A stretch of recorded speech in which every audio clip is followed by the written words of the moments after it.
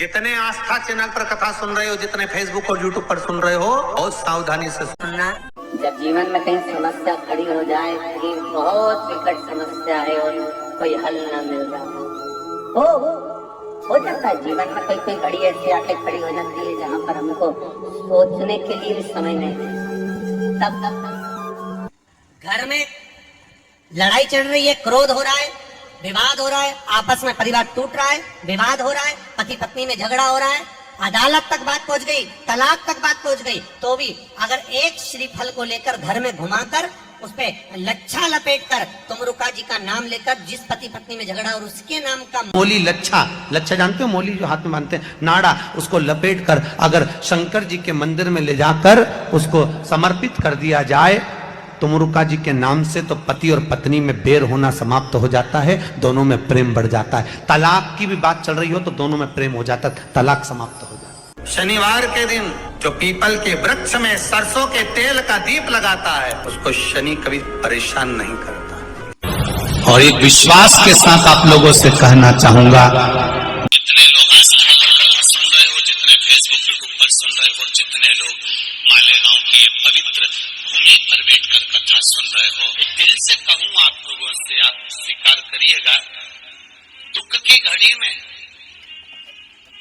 कोई आए ना आए, अगर आपने दिल से कर्जा हो गया, समस्या दिक्कत हो गई, तकलीफ बढ़ गई, दुख बढ़ गया, आप शंकर भगवान के मंदिर में जाकर, ये जरूरी नहीं है कि आप सीहोर आए या कहीं जाएं, आप तो आपके घर के पास में जो शिव मंदिर हो उस मंदिर में एक लोटा जल चढ़ाना चालू कर दो, तो धीरे धीरे दुख काटना प्रारंभ कर देगा, काटेगा दुख। बस जल चढ़ाने का एक नियम है शिव जी का। शंकर भगवान को जो जल चढ़ाया जाता है दुख काटने के लिए, तकलीफ काटने के लिए, कष्ट मिटाने के लिए, तो एक नियम है शंकर भगवान का जल चढ़ाने का जो नियम है।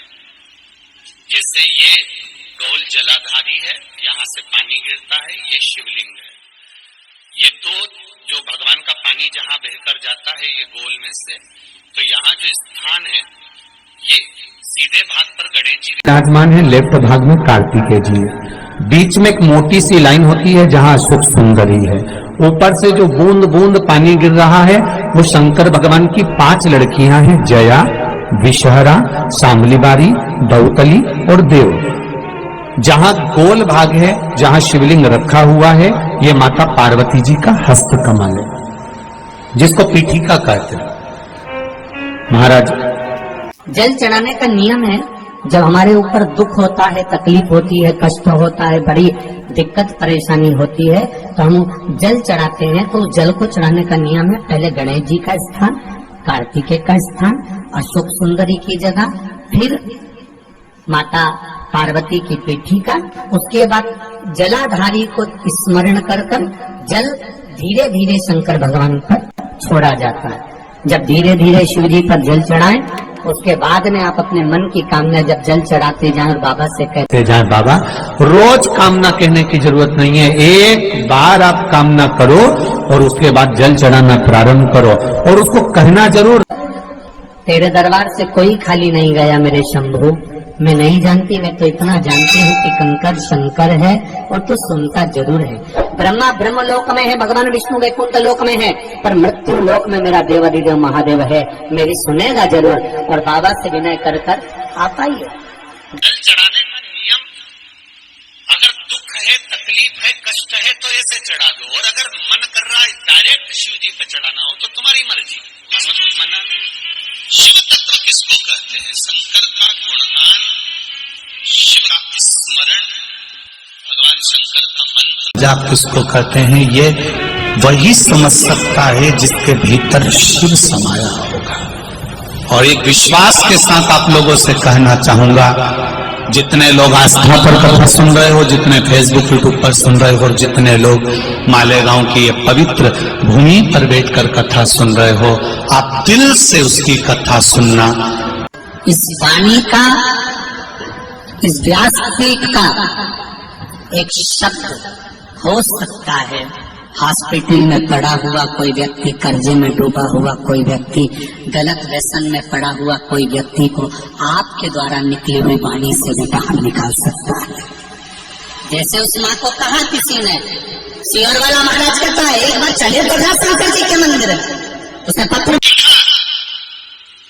जब सियोर वाला महाराज कहता है चिल्ला कर कहता है एक लोटा जल सारी समस्या का हल, तो जा 7 साल में उस बच्चे की वाणी वापिस आ सकती है जो वाणी नहीं थी। जब वो वाणी मेरा महादेव दे सकता है, वो देखो उस माँ के चेहरे की खुशी, उस माँ के चेहरे की रौनकता, जिसका बेटा 7 साल बाद बोला हो, उसका आनंद देखिए कि कितना होगा।